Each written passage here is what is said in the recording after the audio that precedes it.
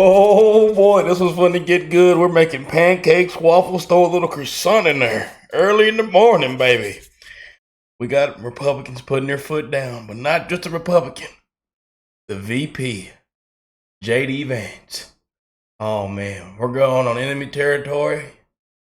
Liberal media. Oh, CNN, a little bit of fake news. A little bit of fake news. But old Kaitlan, old clueless, smug Kaitlan, gets shut down and gets hit with it, man. And this is why I tell you, if JD Vance and Kaitlan Kamala was supposed to do a debate, he would mop the floor. Mop the floor. Let's go and get into this clip, man. I love you guys. I'm wishing the best in all you guys' life, man. Smile. There's something to smile about, I promise you, man. Through all this dark stuff that is going on, the darkest times that we're living in, and I know how politics can get, man. It's real dark, man. We need a good time, a good laugh, and I want to wish the best in all you guys' life through these dark times, man. I'm wishing the best for you. Prayers to you and your family. One love to you guys, man. I encourage you to spread the love, baby. One love to the human race. And hey, time to put our foot down. And we are on a road to a huge victory come November, but we can't stop now. We can't be quiet now. And we're going to keep showing it to you. We're going to keep spreading the truth and calling it for what it is. Let's jump straight in, baby. A Yale-educated attorney, and I want to get your take on what we saw happen last week, those immunity arguments before the Supreme Court, where Trump's team, his attorney, argued that a president could order the military to stage a coup and to have their political opponent assassinated and be immune from prosecution unless this theory that they were impeached and then convicted by the Senate. Do you share the view that presidents are basically above the law? Look, Kaitlan, I think we have to be careful about imputing words into the president's attorneys that they didn't actually say. What the president's attorney said is that what the president's attorney said, Kaitlan, to be clear, is that there is a checks and balances system in our Constitution. Now, some things the president does, private acts, are liable to criminal penalties, but most of the things that the president does in their official duties, we have a system of impeachment. We have a system of checks and balances, the legislative branch that I'm a member of, the judicial branch. I did not read the president's attorneys as saying that the president could order a coup. The president's attorneys are saying that the constitutional checks and balances system would address that problem. And I think that's an important distinction. But let me stop you right there, because I listened to this. It's John Sauer, Trump's attorney.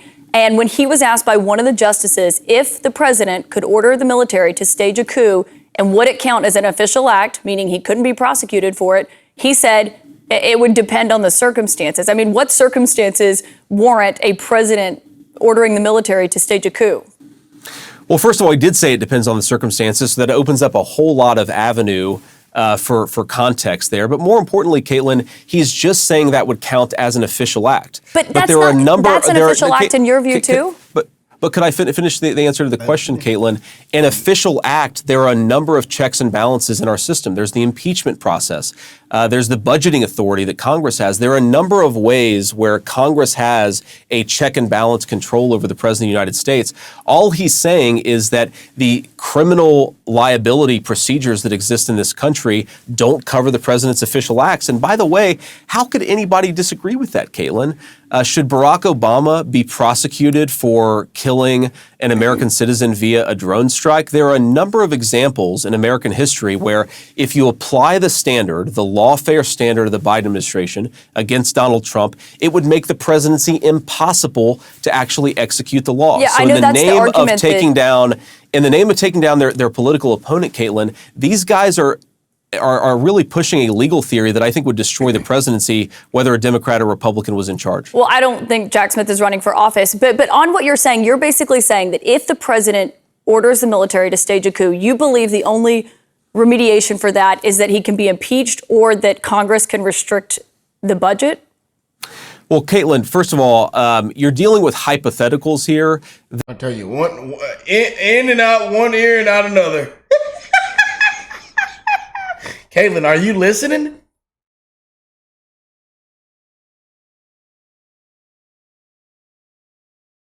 Oh boy. Oh boy. that are completely outside the bounds of this particular situation. Donald Trump did not order a coup, despite the fact that a lot of media people say that he did on January the 6th. He encouraged people to protest peacefully. And of course, most people on January 6th did protest peacefully. What I'm saying is that you have to have some measure of liability for the official acts of presidency of the United States. And the way to create a check and balance on that system is what the Constitution prescribes here. You can't have prosecutors, many of whom, of course, are deeply embedded with the Democratic Party, trying to destroy the life of a former president who's now running for president because they think that they have a better argument for what that president should have done. You can have a political disagreement with Donald Trump, and that's totally reasonable. You shouldn't destroy the presidency in the process. And I think that's what a lot of the Biden administration Department of Justice is trying to do. But you essentially... Amen. Amen. Yeah. That's all we've seen. Corruption. Election interference. Wipe this poor man through the mud. And hey, Kaitlan, call Nancy. And Nancy, hands behind, ma'am, breathe in this walkie-talkie. Yeah, she's above the legal limit. You're coming with us. Hands behind your back, ma'am. Yeah, we got her. But I hope you're listening, Kaitlan. I don't think she's listening, y'all. Y'all think, comment down below. You think she's listening? I don't think she's, till this day, I still don't think she took it in. But lately, man, she's been getting shut. Them Republicans that be going on CNN be shutting it down. I ain't gonna lie to you. Shutting it down. And she's gotten shut down a whole bunch of times. Just clueless. The smug. Boy.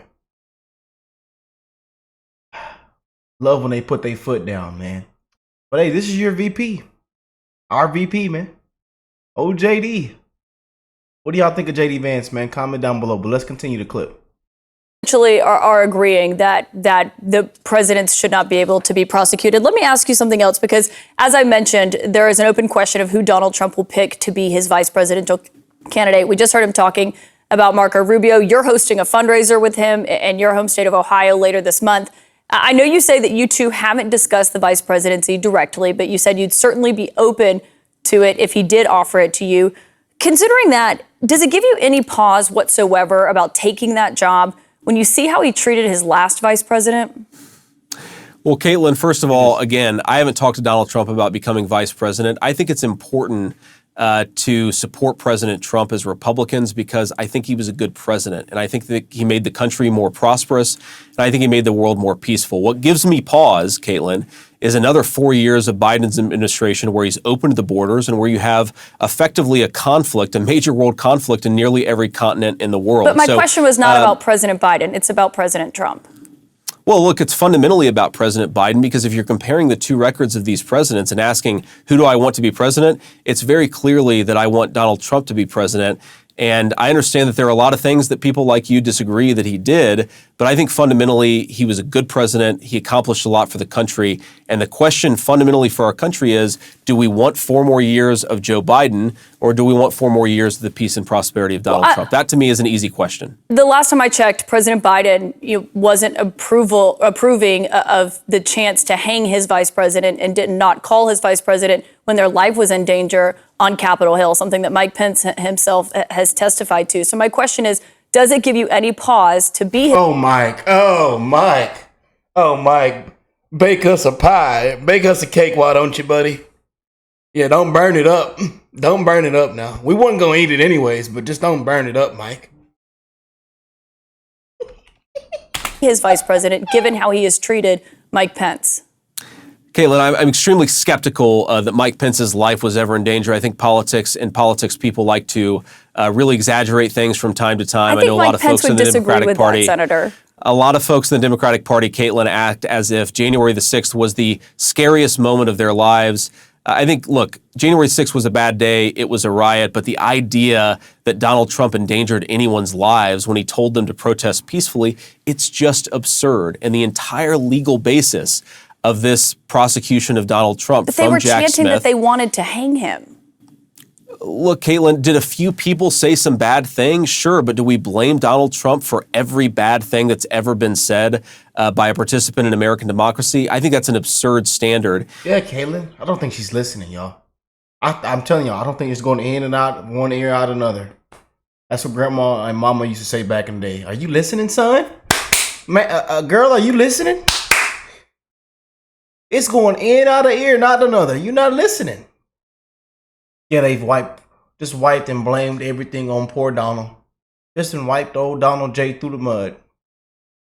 Poor fella. Said I wouldn't have to be here if there wasn't such a terrible job done. Fella said I could be somewhere nice on a resort, you know, drinking some nice, you know, pressed squeezed juice, rubbing my hand through Melania's scalp, enjoying the rest of my life, my good sweet life that I have left. But I'm trying to save America. The man just took a bullet for the country. All the lies, the hatred they've spewed out, how they've twisted and spent, took things out of context. Oh man, how they want you to view this fella. Boy, I tell you, Kaitlan, but man, like again, I believe JD would mop the floor with Kamala Harris. What do y'all think? Comment down below. I think he would mop the floor with Kamala. It's not funny, Kamala. Stop laughing. Yeah. Stop all that giggling. Nothing's funny. Because we're going to mop the floor. Oh. And look, Kaitlan, I know you're worried, and I think justifiably so. This isn't about me, Senator. I'm asking questions about you and how you would feel about this. I'm trying to answer the question. I appreciate if you let me. We know that there are threats to American democracy. I think the biggest threat to American democracy, Kaitlan, is that the Biden administration is trying to prevent Donald Trump from campaigning and taking his case to the American people, even as they hide their own candidate. That's presiding over that case. The Biden administration is not preventing Donald Trump from campaigning. He just did two campaign events tonight. This is a really important point, Kaitlan. Who is the number 3 person from the Biden Department of Justice who went to work for the New York prosecutor just months before he brought this case against Donald Trump?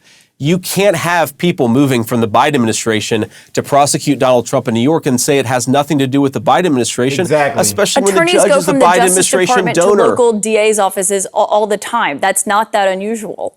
I mean, you're an attorney, you know that. It's pretty you probably unusual. Have colleagues who went to Yale with you that did that. It's pretty unusual for the number 3 person in the Department of Justice to then go to the New York prosecutor's office to bring a bogus case against Donald Trump, and then to have the judge presiding over that case to be a donor to Biden-Harris. I think that's pretty unusual, Kaitlan, and really is, aside from your views or anyone else's views about Donald Trump, this is a real threat to Americans' trust in the legal system.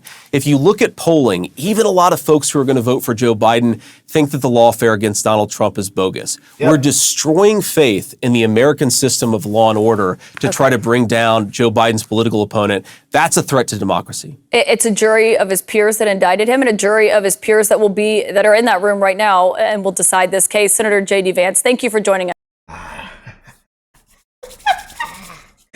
JD Vance shut her down, put his foot down. Yeah, Kaitlan. The world is complete. America's is a show. People have lost faith in the system.